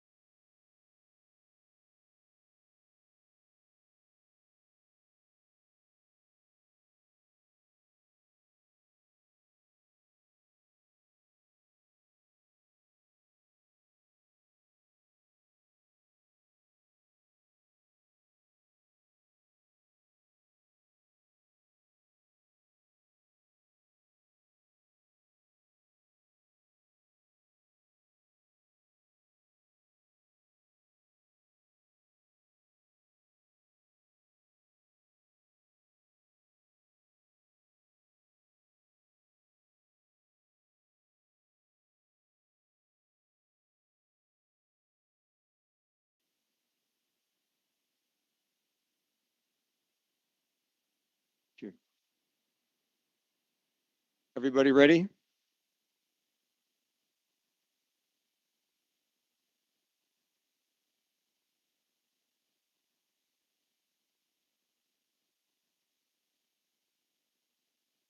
Ms. Vasquez, before I forget, are you okay? Before I forget, I want us to agree on a comfortable timeline for you to get us the contracts that we just talked about. Just let me know on Monday or over the weekend, whenever you find out, just so I can promise the commissioners when they can expect them.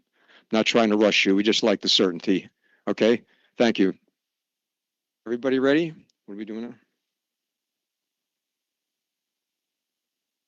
So, Mr. Sosa has questions now on the last item that's listed on the agenda for generation, which is the need for and the use of the LGA OMA's generation maintenance reserve account. And I think this conversation might overlap a bit with the separate panel on the emergency reserve account. That's actually one of the important questions of that panel, is to get a better feel for the needs and the solutions to the unpredictable. Ma'am, you comment? No? Okay. Just one comment. The GMR account is not an LGOMA account. Okay, well, we'll get that corrected now with Mr. Sosa's able questioning. Thank you, Mr. Sosa. Thank you, and thank you, Council. We'll definitely get that cleared up in this panel. If we can turn to 22.3 Rev, or if any of you recall, are you seeking over $30 million for plant maintenance services, which you identify as previously known as Generation Maintenance Reserve? Yes. Thank you. You said yes? Yes. Okay, thank you. Can we pull up Exhibit 181, please? It's an ROI from OIPC Prop 30.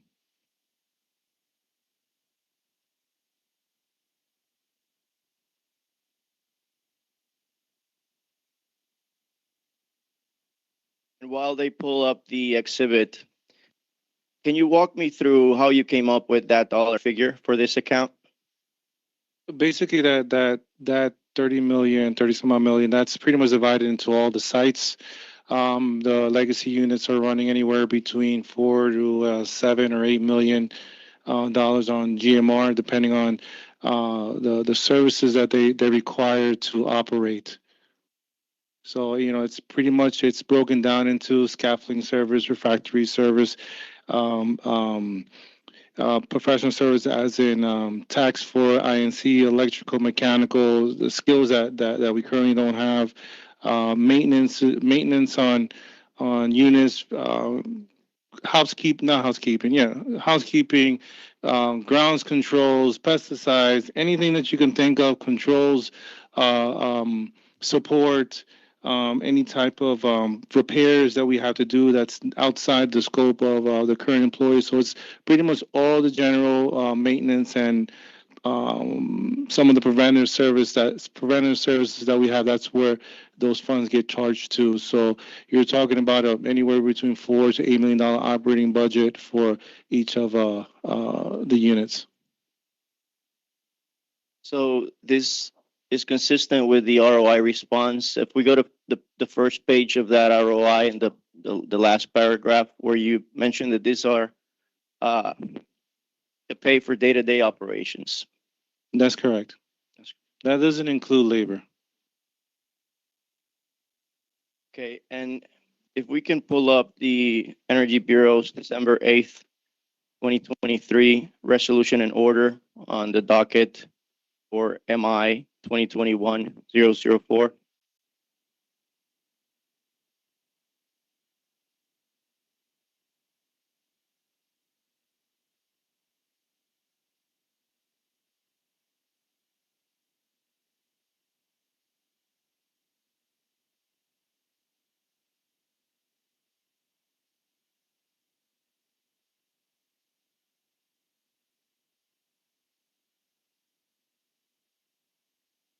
And perhaps we can continue with the line of questioning while they get this up. But in this Energy Bureau resolution, the Energy Bureau created the Generation and Maintenance Reserve account for specific purposes of unexpected or emergency repair needs. And my question is, how is this account conforming to that direction of the Energy Bureau?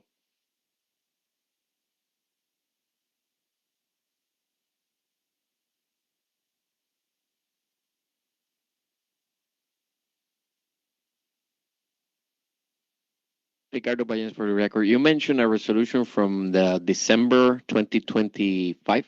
2023. 2023. Let me 2023. see if this is the one that I have in front of me. Are you familiar with the account, sir?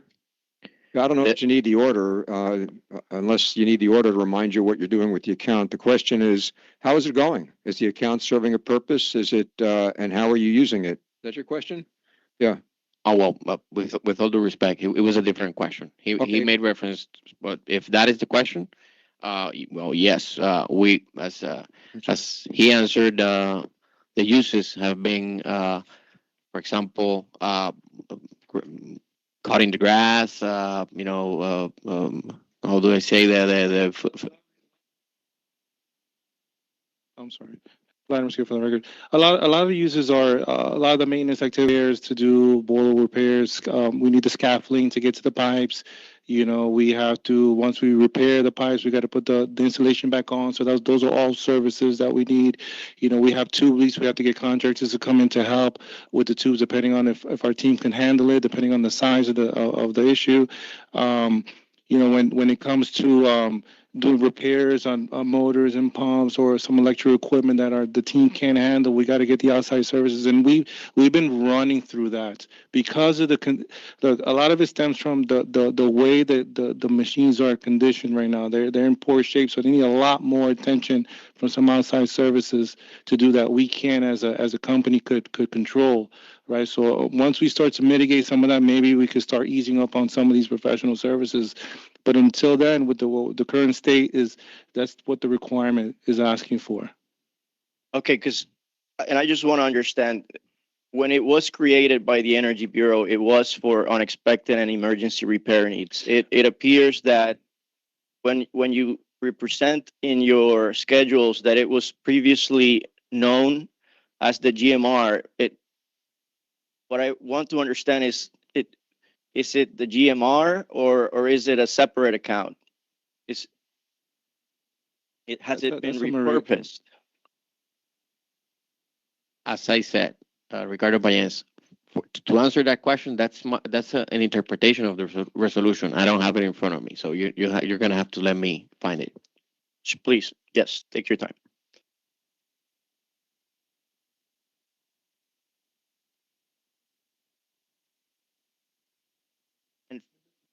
And for the clerk, it's a resolution in order on the docket MI 2021-0004. It's not an exhibit? No, it's No. And I'll continue with other questions while we get to this. So how do you differentiate that account from the OMA reserve account? And here we can clarify the difference between the GMR and the reserve account. Can you please explain the differences between these two? Attorney Vasquez, there's going to be a panel to discuss the reserve account. None of these witnesses have the knowledge that requires going into the details of the reserve account. So if these questions could be asked in the reserve account panel, that would be best. Thank you. The ERA panel? The ERA panel. So I assume my follow-up questions on the ERA account and subsequent line of questioning, you're requesting those for the ERA panel? Yes, Best suited. there are other witnesses that would be best suited. It's more of a legal interpretation and the way it is used, and these are not the witnesses that would testify to that. Okay. Under those assumptions, the lines of questioning will be significantly reduced. I will give some time for the explanation on the repurposing of the account so that we can clarify that. And if it helps Mr. Payens to look at page 15 of 20 of the resolution, that's where the language exists. And we have the date for the resolution. Yes, it's December 8th, 2023.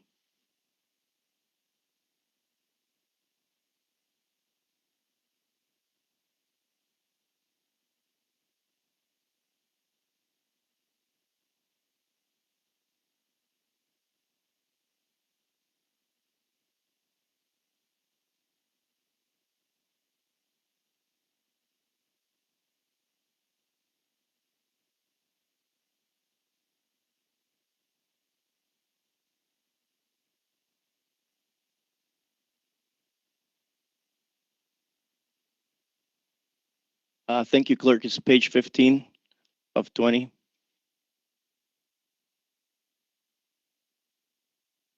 Right above the conclusion, if you can go up a little bit. Yep, there we go. No, that's it. I'm trying to find it here. I have from that same date, we have 1, 2, 3, 4, 5, 6 resolutions. If it helps, it's on screen behind you, Mr. Payan.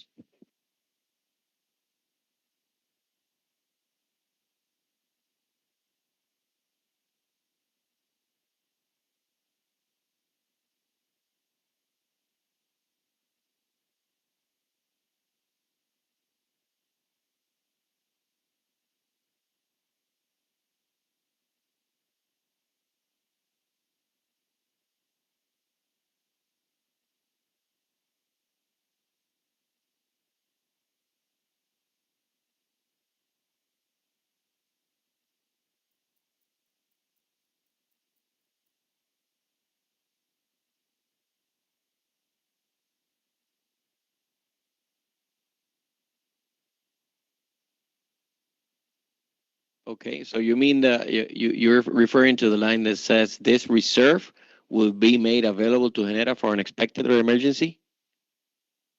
That's the line? Yes. Okay, what does that mean, this reserve? The Generation Maintenance Reserve Fund.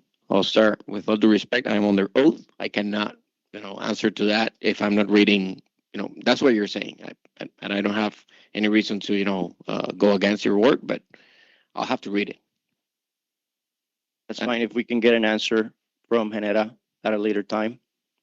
Okay, answer to what specific question? If the account has been repurposed, the account for the Generation Maintenance Reserve Fund, which was created by the Energy Bureau. Okay, well, we can definitely look on that. Thank you. No more questions.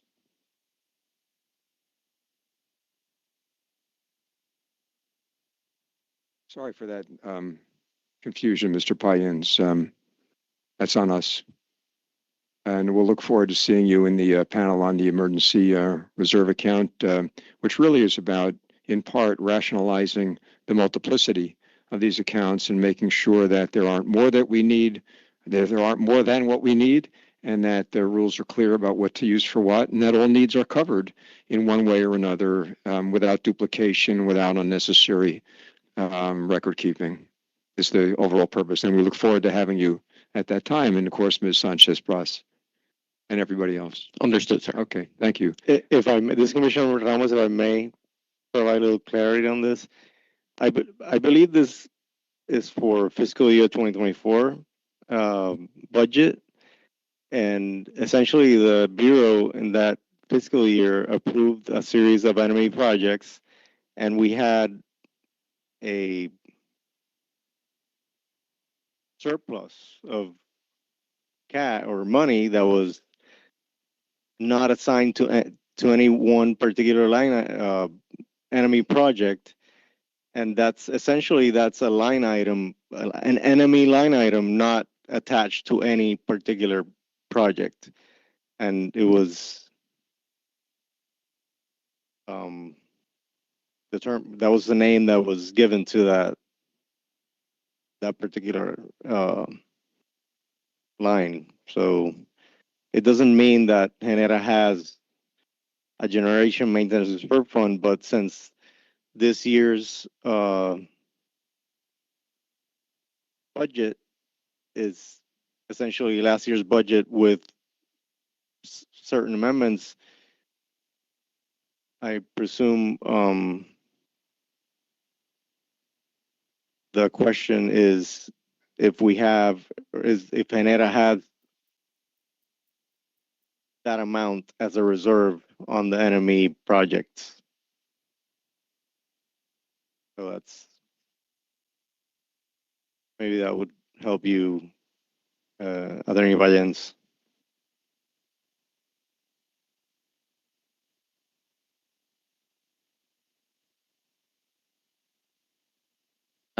Ricardo Vallens, for the record, Commissioner, I really don't handle the balances on the accounts. That's more a finance topic. So it will be responsible if I answer. So. No, I understand. I'm not asking you to answer anything okay. now. I was just Validate that. I was later. just trying to bring some clarity to what the Bureau meant in that resolution. Okay. Thank you. All right.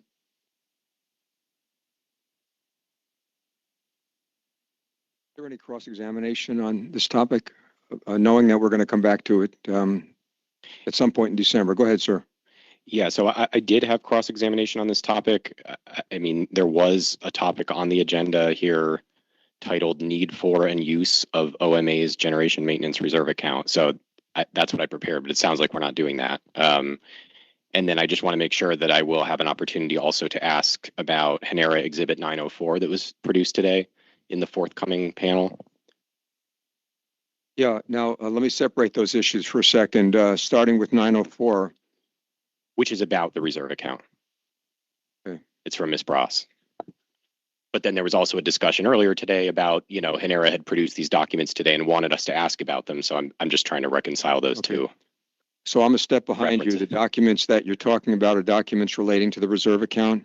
Yeah, so among the It's 15 or so documents that Genera produced today, one of them, Genera Exhibit 904, is a response from Ms. Bross regarding different accounts, including the reserve account and the GMR. Okay, so my plan is to have all questions relating to the reserve account occur on the panel that's entitled Emergency Response Plan Emergency Reserve Account, which occurs because that's the logical place to put it rather than shoving it at the end of something that's unrelated. Is that okay with you? It is. And would it be possible to publish a new agenda? Because in the last number of days, there have been many subtopic shifts to different panels and different witnesses. Well, it's hard to keep track of. Okay, so here's the status. Are we finished with everything so I can go to housekeeping, or was there something else first? We can go to housekeeping. Okay.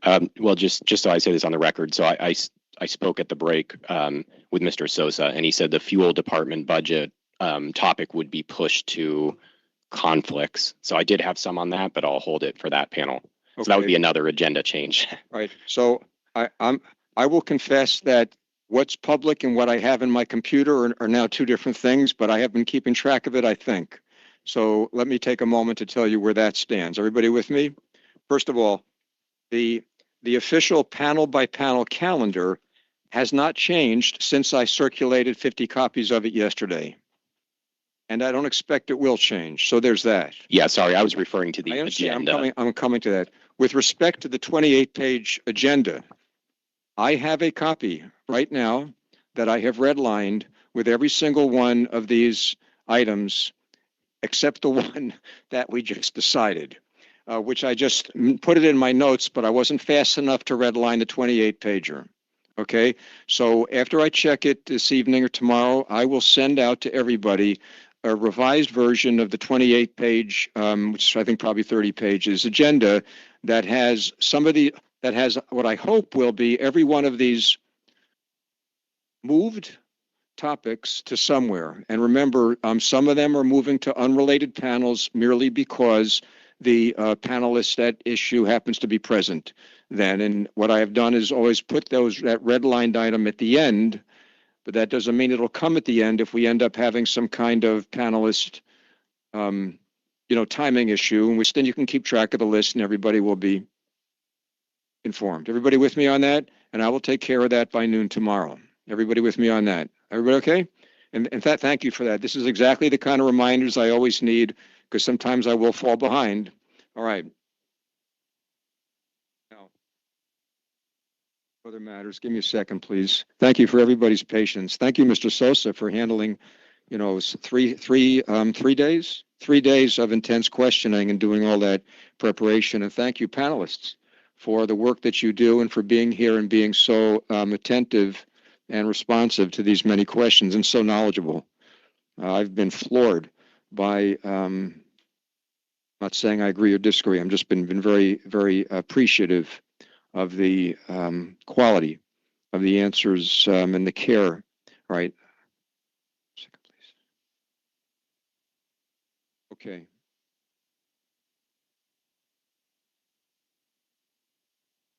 All right. As I said this morning, concerning questioning, it's a combination of the two approaches. Everybody will be giving me their cross-examination estimates, and if I find that they add up just fine, counting in the hearing examiner table questions and commissioner questions and other estimates, I'll have nothing to say in terms of worrying about timing. If there's an excess, I will make some kind of decision about how to handle that. Now, the mechanism by which I'm going to do that is follows. For the Monday budget session, okay, ultimately I'm going to have a master spreadsheet. My administrator is preparing it for me by tomorrow.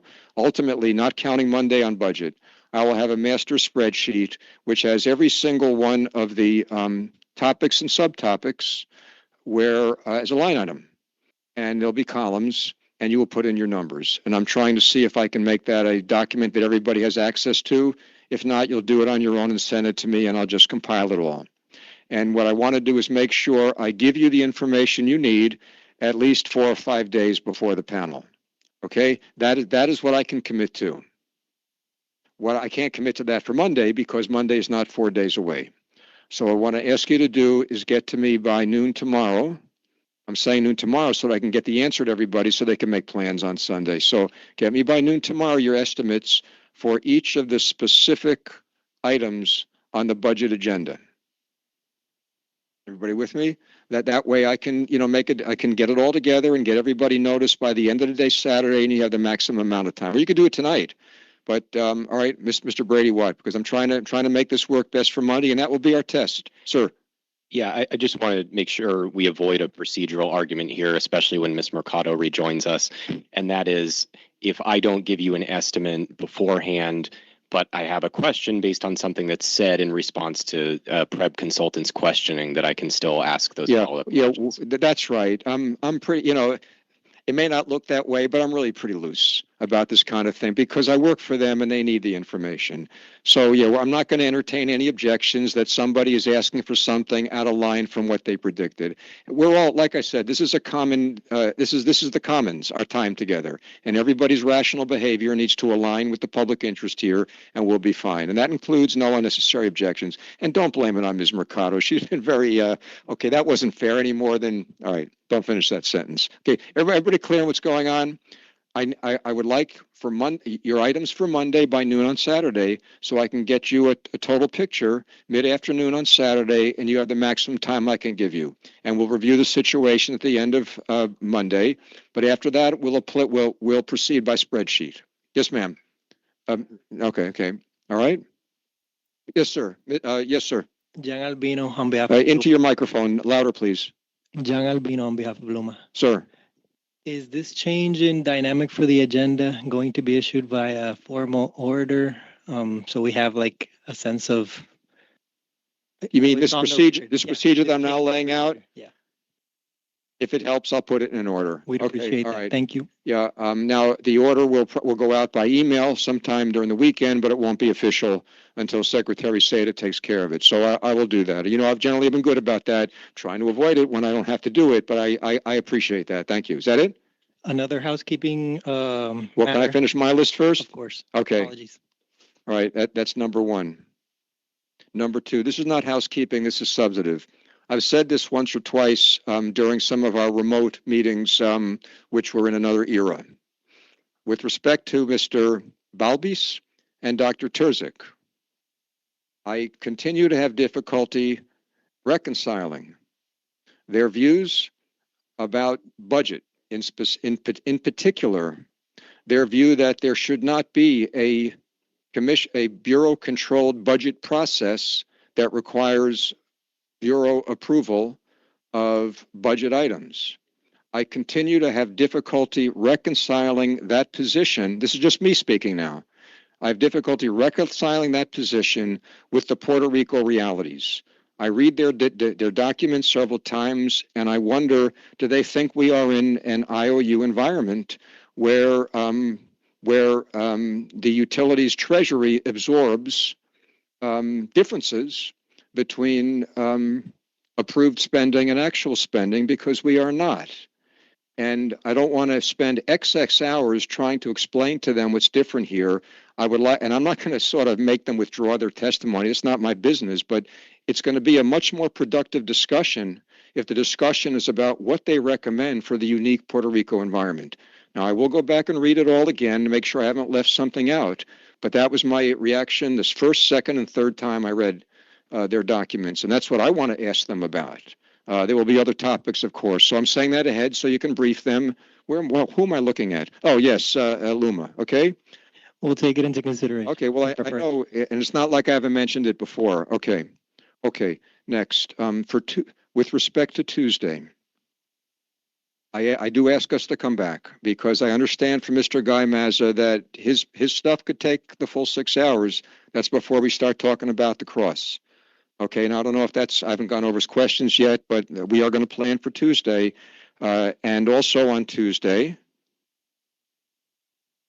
Okay, so Tuesday could consist of budget carryover if we don't finish budget on Monday. It's going to cover labor with respect to generation, correct? If there's any follow-up on the new generation materials that everybody received, whatever, at midnight, Tuesday will be the time to do it. I'm very worried about loading stuff onto panels in December, because that's starting to look tight to me, and there's no off days except the weekends. All right, everybody clear so far? Yes, sir.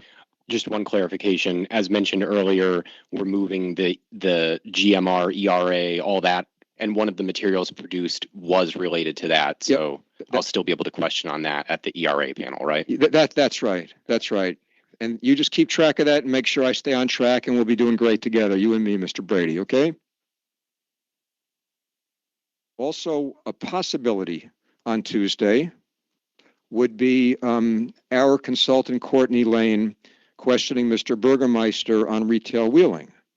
Again, I'm trying to keep, I had put that on multi-utility because he was going to be there that day, but if we have time on Tuesday, I want to use as much as we can to relieve the pressure in December. Everybody clear on that? And I will do my best to put all this into the order tomorrow. Next. Sorry, Jan, I cannot remember your last name. I apologize, but Albino. Let me stick with Jan for a minute. No worries. EV implementation support. Who is the Luma person on that? Do you know? It would be Sarah Hanley. And she's going to be here on Monday, because is she going to be here? No. She would be here for December 1 and 2, as I had sent through email. Any chance of her being remote on Tuesday? No chance. Okay. Who is the Luma person on customer battery energy sharing program? That would also be Sarah Hanley. Okay, just give me a second to make a note, please. And so we'll just deal with those subjects when she shows up, one way or the other, okay? You tell her to be ready for any one of the days that she shows up. She's a customer experience? Correct. Okay, we might be able to pull it off that day. All right, so those are the priorities for Tuesday, what I just said. If we have time left, because I have no other place in December to put a council's discussion, we will have a council's discussion on topics that I will send out by 8:45 in the morning on Saturday. That's before any order goes out, Jan, because I want to give people maximum time. And basically the order is just going to record everything that I just said, so you don't need that at 8:45. Okay, once again, if there's time, we do the priorities first. And then if there's time left, we will have a council's discussion, and don't stay up all night preparing for oral argument. It's just creativity time. You follow? Just creativity time. It's not your last chance because you're going to write briefs. And as far as I know, sorry, was it a hand go up? Yes, sir.